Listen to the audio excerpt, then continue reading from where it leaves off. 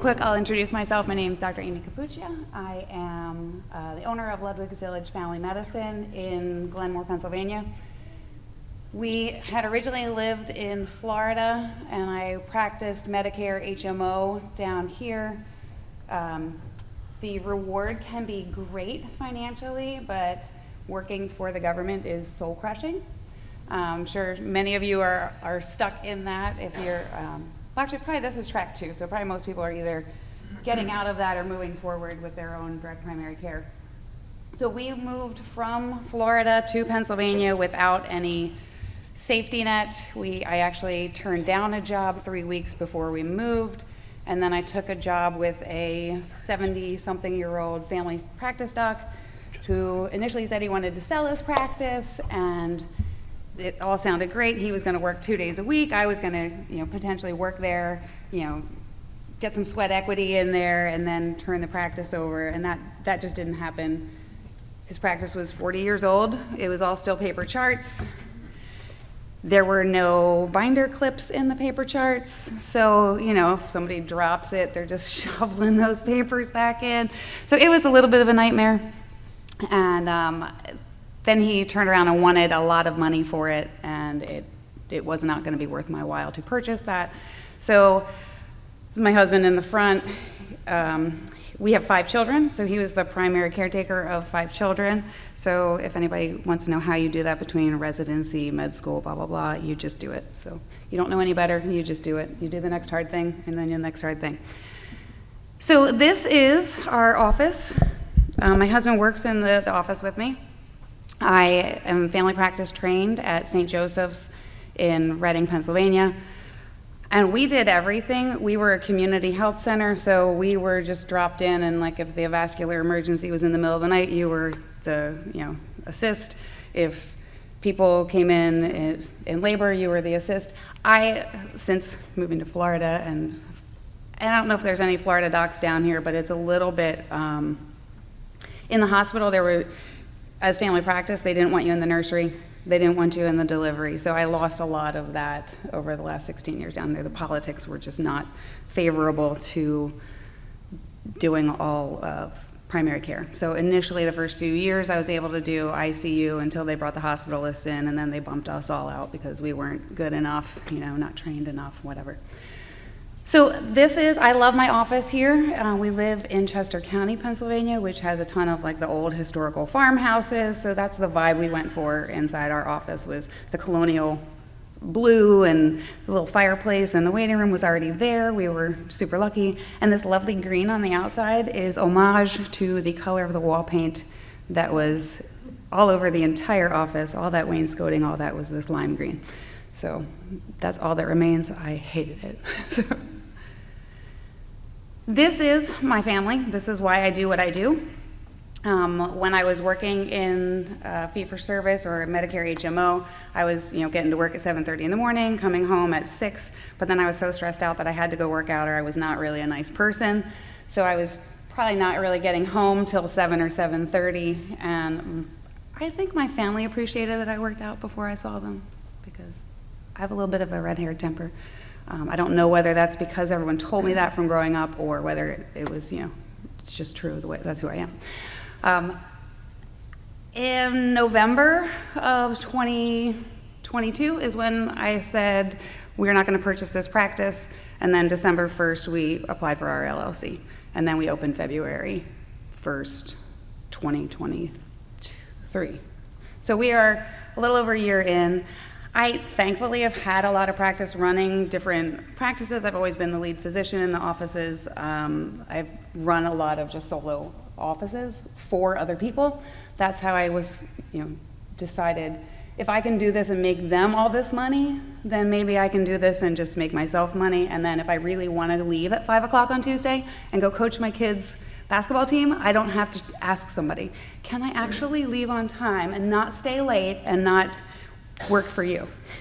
That I think was the hardest thing, is just losing our autonomy, going, okay, I'm going to put in 60 hours, but can I put in the 60 hours where I want to?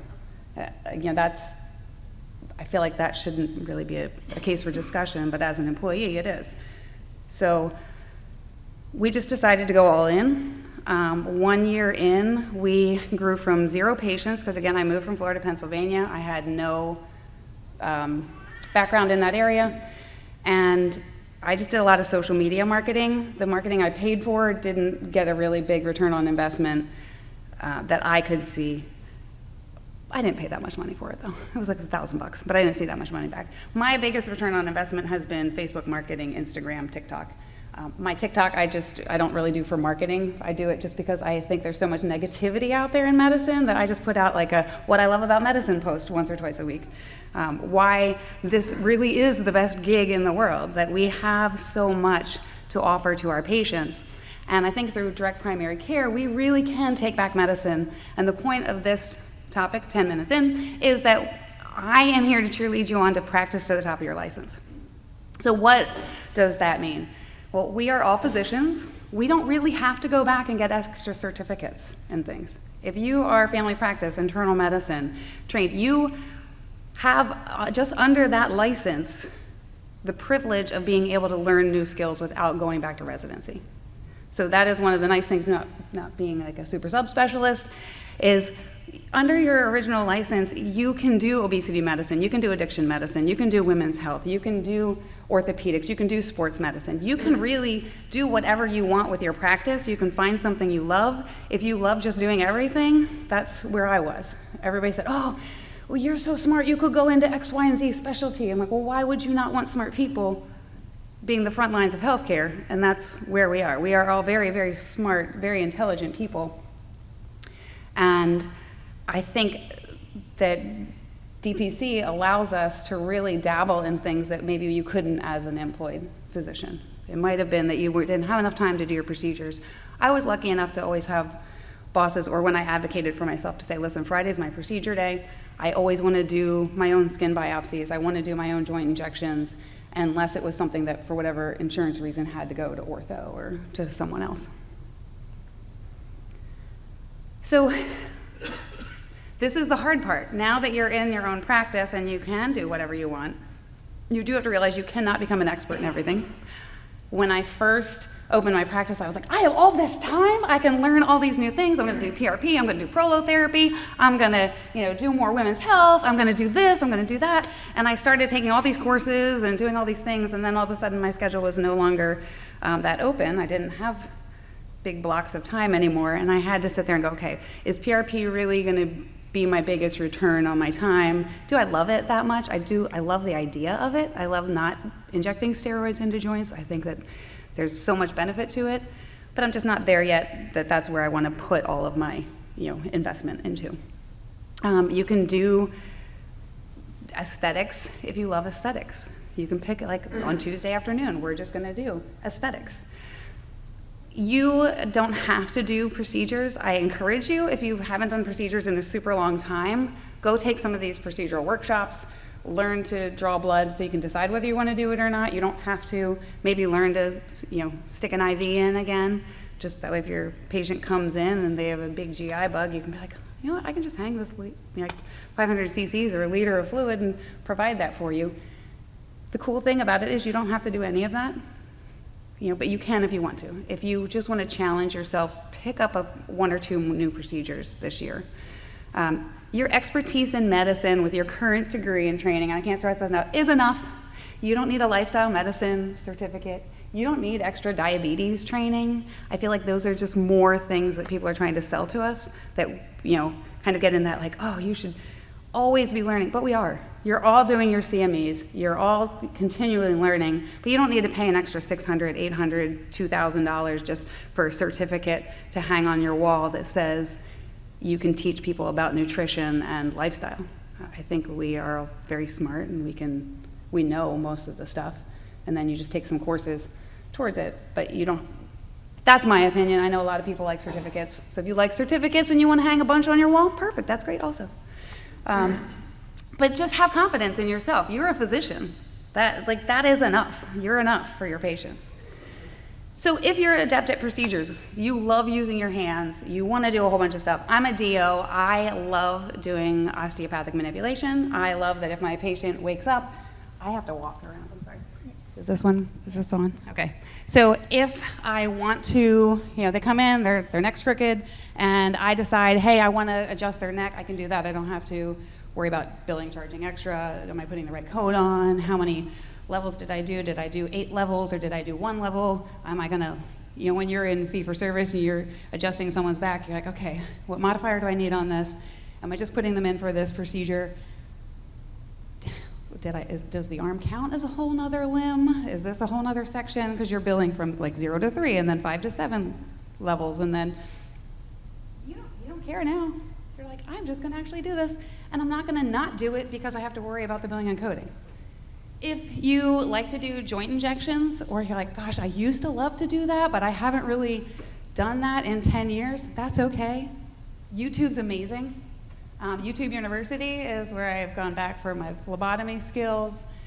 These are all things that I was trained in before at some point in time, so they're just refreshers. And then I have family members with really nice veins who can come in and they will allow me to torture them for the first few sticks. So, and it's okay to be honest with your patients and be like, listen, you have super teeny tiny veins.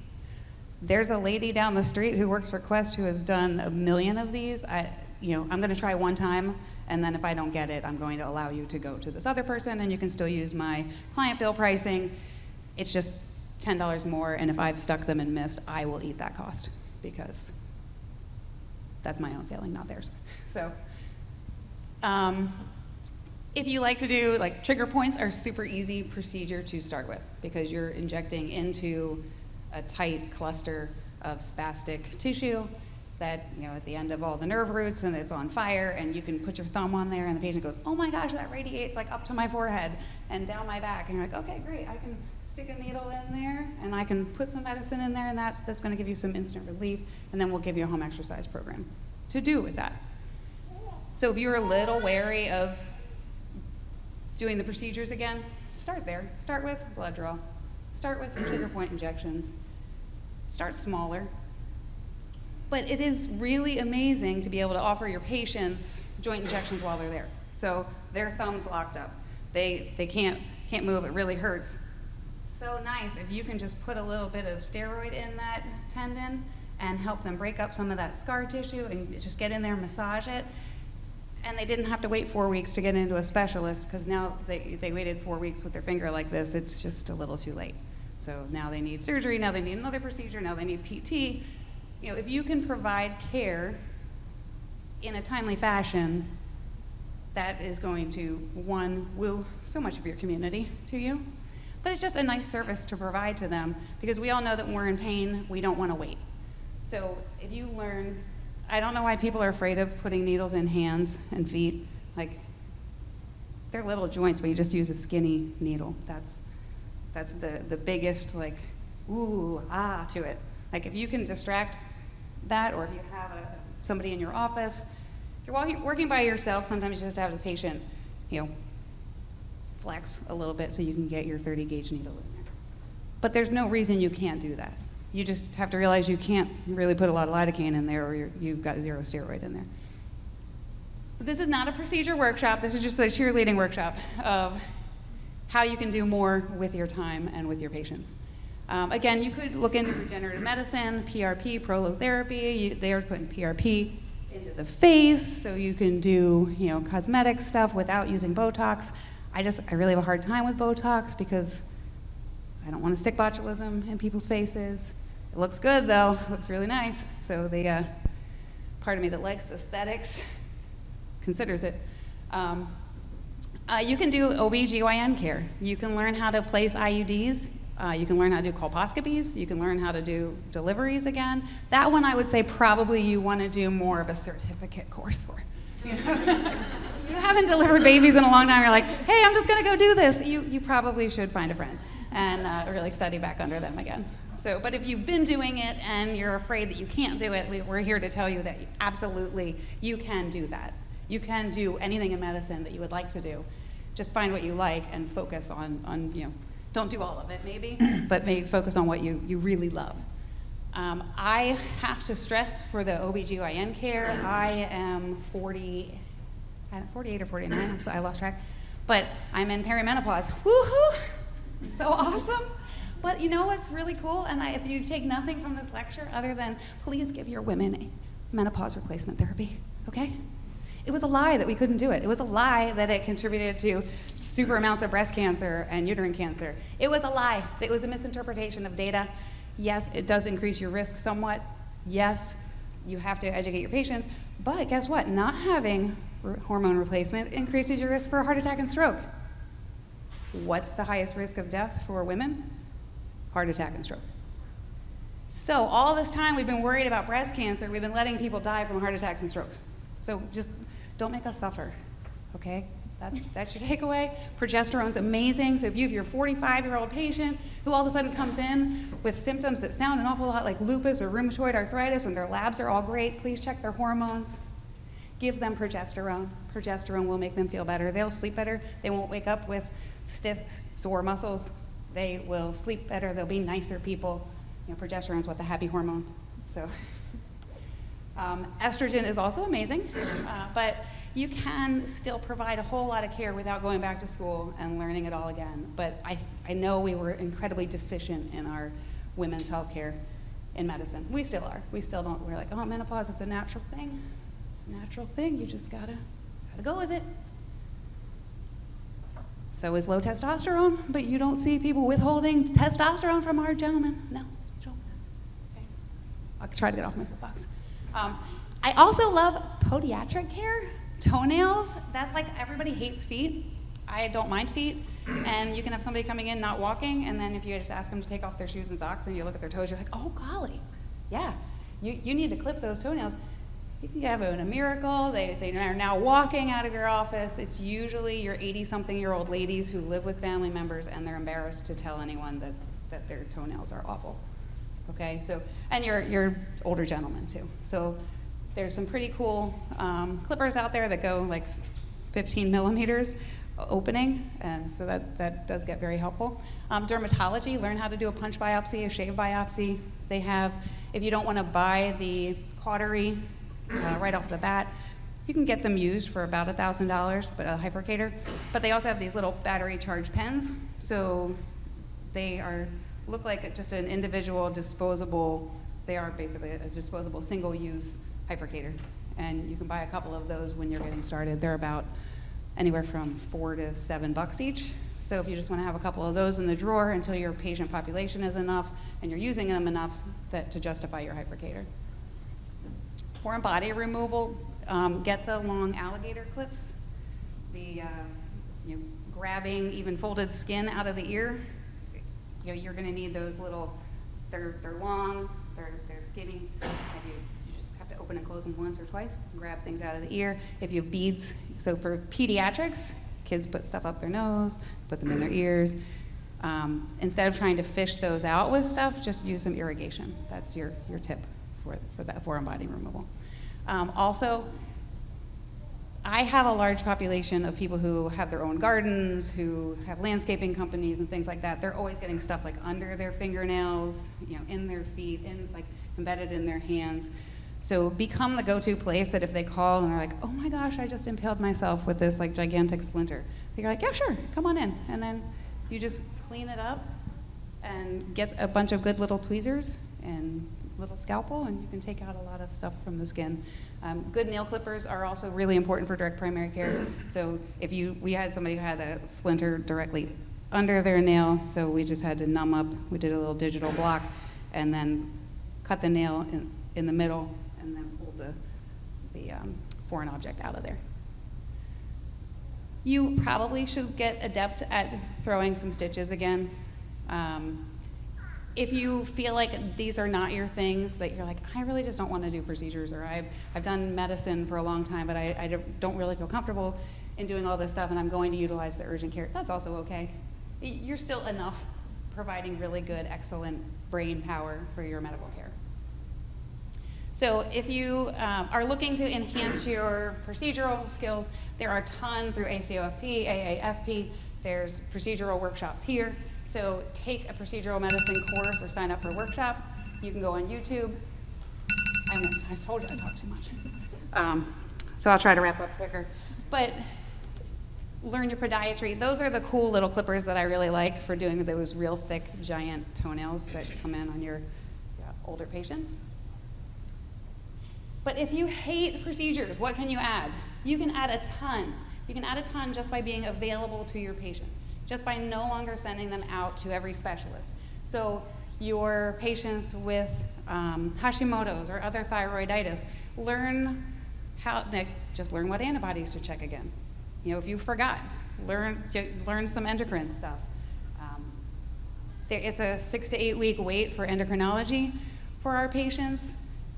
Just learn your basic thyroid diabetic care. Learn how to use the continuous glucose pumps.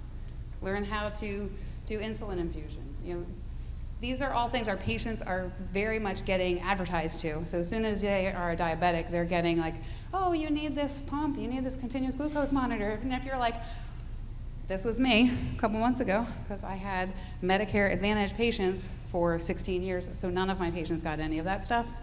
So this was all very much like they had to go to endocrine to get it because Medicare wasn't going to pay for it. Well, now you're having people who have different payers who may be able to benefit from your skill. It's a very easy skill to learn. You just have to learn how to order it, and if you Google it, you go on any of the Dexcom sites or anything like that, they will tell you exactly how to order these things. They will tell you exactly how they change it, and you can teach yourself to become an expert at these things, and then you don't have to send your patients out. You can learn the formulas for insulin infusion. You can learn the rates, and you can work with your patients, and you could even tell them, hey, listen, I'm learning with you, but let's try this, and then if you don't have to see a specialist, that saves you money, and it gets me a new skill. Other things that we really, really need are psychiatric assessments. And you could charge extra for that. So if you said, listen, I love dealing with the ADHD population, you can charge extra for that. But learn how to do the assessments, learn how to navigate some of the intermediate, work with the intermediate units in your area, and you can become the person who does a lot of the ADHD care, and that way they don't have to wait 9 months to get in with the psychologist. Or neurodevelopmental psychiatry, and whatever it is in your area that no one can get in with that has to do these assessments and diagnoses. It's really not that hard. It takes time. So we are picking a specialty now where we have more time, so if you really enjoy that population, go ahead and learn it. Learn how to do some alcohol and substance abuse withdrawal. You will see some patients like that too, and then it's a nightmare to get them in anywhere else. So you could decide whether you're going to include that in your regular fee or if that's a different fee. They are going to be high utilizers, so, but they're only going to be highly utilizers for a couple months because then they're going to think they figured it out. Learn rashes, learn your tick-borne illnesses, Lyme-associated diseases, and then again the insulin pumps. So these are things for I hate procedures, but I still want to offer more stuff. You can offer so much more. The other thing we've done for the first year, because we're only a year into practice, is there's a company called EHE. They do not quite executive physicals, but they do a lot of corporate physicals. So they'll have a large population, and they're willing to pay you a decent amount of money for an hour-and-a-half slot in with your company, and you're going to fill out this slightly cumbersome physical exam form. They want you to do a 3-minute step test and EKG and all that, but you can do that, and they're going to pay you probably $400 to do that 1 hour. So that might be something to supplement, to reach out to them. You can do CDLs. We do CDLs. We have a very large, we live right at the edge of suburban sprawl and a lot of farms. So a lot of the local companies bring, they just walk in, they're like, hey, can I get a CDL?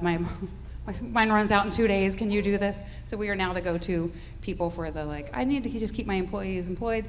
Can you do a CDL for them? Yes, so that was a very easy training. You can do airline pilot exams also. They're a little more tricky to get certified to do.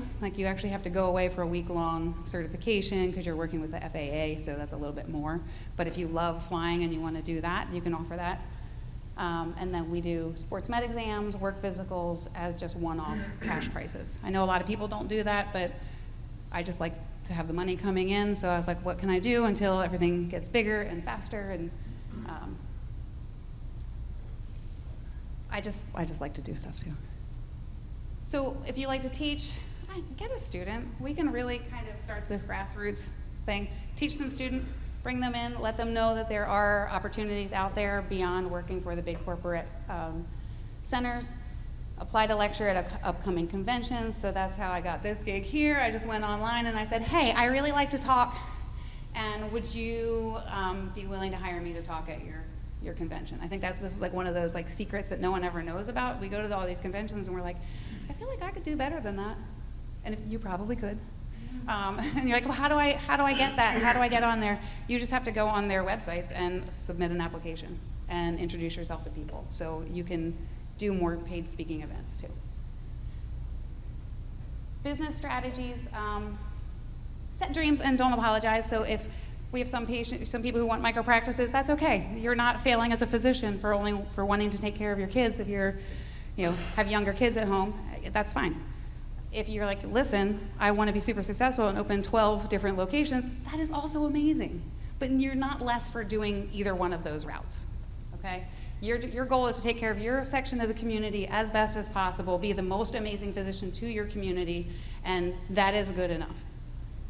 Plan for growth. So I know this is not part of this talk and I'm going over, but I think I wish someone had said this to me before when I was agonizing over like, do I get the free EMR, do I get the one I pay for?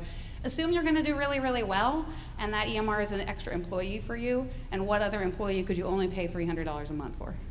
Like, you just have to reset your mind. Like, this is a lot of things we're investing in future growth. You don't want the free EMR and then have to change it over in a year and a half and go through all that hassle. So you're never gonna have an employee for $300 a month if you can find a good EMR where patients can schedule themselves. They don't have to call you. That takes away somebody sitting at your front desk. So $300 a month then in that mindset isn't so bad. All right, I won't go through all the rest of it. That's just extra.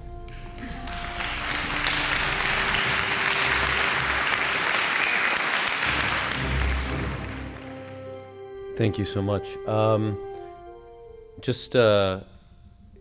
main selling point that all of you have to think of is availability, because I'm always available to my patients. I walk around with a pager as well, because there are places where cell phones do not work, pagers do, and especially in large hospitals. And I'll get calls in the middle of the night at 2 a.m. and somebody's telling, one of my patients who's been my patient for 10 years or whatever, and they'll tell me, yeah, I'm weak on my left side and my face is a little droopy and whatever. And I'm like, I think I should go to the emergency room. I said, yes, you need to go to the emergency room, but why are you calling me? Why aren't you calling your doctor, your primary doctor? And they say, because you get the recording. If it's after 5, go to your emergency room. And especially in large cities, the primary doctors are not available. If it's after 5 and before 8 a.m., you're going to the emergency room, period. So availability is huge. And it's not even that they're going to call you. They just need to know that if something happens at 11:30 at night, you're gonna answer the phone. And if they know you're available, they're not going to abuse it. I could count on one hand in almost 26 years where I have patients that call me regularly after hours. And it's usually, and then what happens is when the patient really calls you after hours, you really have to address something. And DPC offers that availability, that access. You literally keep the patients out of the emergency room because they know they can call you and you're like, yeah, I'll see you at 8 o'clock in the morning. And they're like, that's okay. And you just kept them out of the ER and just saved them $5,000. I mean, it's just huge. Hippocratic oath is first do no harm. You have to remember this. I learned at one of these conferences. First do no financial harm also. So you're responsible for your patient's healthcare dollar too. All right, any questions? Do you charge extra for any of the procedures that you're doing? Are there specific ones you do, or is that included in the fee? So I feel like we went back and forth on that. Sometimes if I know that they really can't afford it, I'm just like, oh no, that's part of your service here. Other times, if it's going to be a bunch of, so OMT, the osteopathic manipulation, if they come in and it's really just an acute problem and they just need their back adjusted, they strain their pelvis, whatever, I'll treat them that week, and that's part of it. But if it's something where I know it's going to be like a chronic problem, we charge them $45 per appointment. So we try to keep it equivalent of what it would be if I was going to send them to the chiropractor. If somebody comes in for osteopathic manipulation right off the street, we charge $145. So if they want that full hour of adjustments. But most of the time it's chronic stuff, it's going to be a half hour. So I'm like, $45. I just threw a number out there. That sounds good. And then we charge $25 to $30 for skin procedures and things like that, just to cover the cost of supplies. So, and most of our patients are completely fine with that. I know there's plenty of direct primary cares that don't charge anything extra, and that's, we all have to do what works for us financially. I'm the sole breadwinner, so, and my husband works with me, so we're both making $0. So we'd like to get to a point where we make some money. So that's how we made that decision. I do a lot of joint injections. How we do it is we say we bill you for the steroid or the lidocaine or whatever. So we pretty much say it's $15 for something like that. Suture can be very expensive. I do like the effects, cosmetic effects of using suture rather than other things. So that's just me being a little bit of a perfectionist. I don't charge for it because I want it to come out looking better.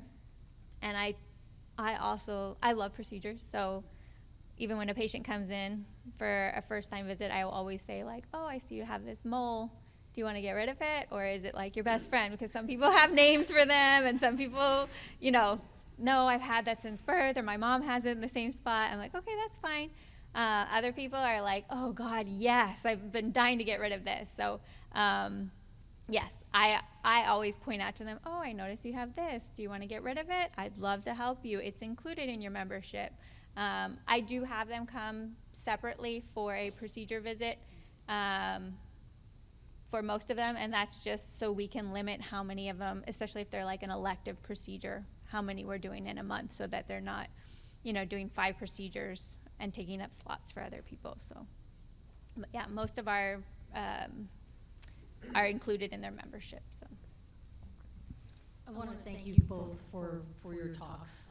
It's great to see the procedures and other opportunities that you guys are doing. And I think it's important that both of you said that it's your discretion to not charge the patient afterwards, if you're doing a procedure also, because I think that's one of the things with insurance. Insurance is telling you how to do it. Your charity is your charity, not what the insurance is telling you. And so thank you for both of you on that. I did have a question for Dr. Katabi. When you have a delivery in the hospital, because it's a period of time or pregnancy through delivery, do you do a bundled service or do you do membership? So when it was part of the New Life, which is the for-profit business, they would sign a 10-month contract of the $150 per month, but I did not hold them to it. But most people would follow that. So it was kind of like a contract, 10 months, regardless of when you came in from the pregnancy, but was supposed to be hopefully if you came in early pregnancy through your delivery and postpartum. But that didn't include any hospital stay or anything? It didn't include it. Mm-hmm. Okay.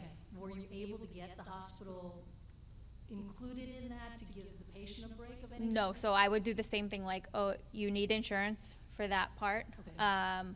Or a health share or something if somebody was planning to get pregnant, but health shares are not helpful if they're already pregnant. I would tell them you can try and apply for Medicaid if you don't have that. Otherwise, this is the cash pay price.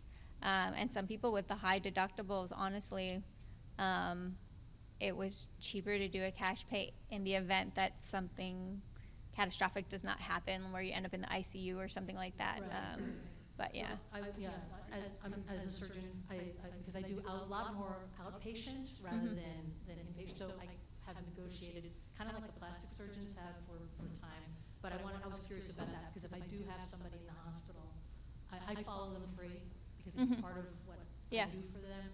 But when you get stuck with somebody long term like what you did, yes, be careful. Yeah. So, all right, thank you. Yes. I just want to comment on that too, because I'm doing OB as well, and anesthesia is actually usually the bigger issue. So getting their self eventually will give it to you because they have to, but, and then they have to directly pay the patient. There's no, I mean, from my experience, the hospital will not allow the patient to give you the money and then you give the hospital that money to get another discount. But anesthesia, I mean, for me, has been the bigger issue is they will not give me the price for an epidural and then the physician cost. So, It's different depending on if the anesthesia is employed by the hospital versus anesthesia separately. So, yeah. and one thing I have my patients do is I will tell them, hey, if you let me see your bills when you get them, this will help other patients. So a lot of times they'll send me their bills, and I'm like, also, if you have inpatient services, be careful because everything goes under your name. And I'm like, yes, that's the hospital billing you. They have to have a provider or a physician to bill under, but that's not actually me. So if you have a problem with, and I, kind of spell this all out in the beginning, if you have a problem with this, I would love to help you, but I'm not the one to go to for your hospital bills, but I can direct you, who to go to. But, so a lot of times we'll see what the anesthesia bills are for them as we kind of went along, and so we could prep people for, hey, this is the typical anesthesia bill.